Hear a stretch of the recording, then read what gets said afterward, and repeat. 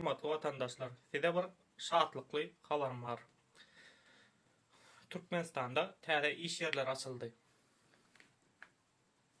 İşe girmeň şertleri gije gündüz TikTok'da, YouTube'da, Instagram'da, beýleki sosial media ulgamlarynda hapasy önç sözleri ýazyp işlemeli.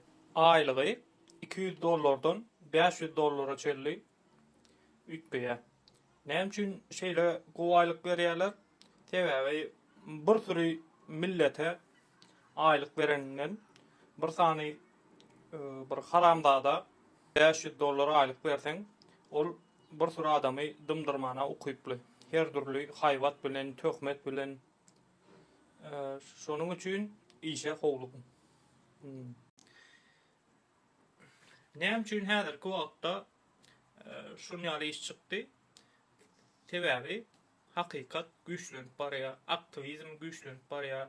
Ondan oňa garşy seniň bir sözüň ýok bolsa, seniň götüň boklu bolsa, sen ýa-ha urup söýüp şol adamy dymdyrmaly, ýa-da eline pyçak alyp şol adamy öldürmeli.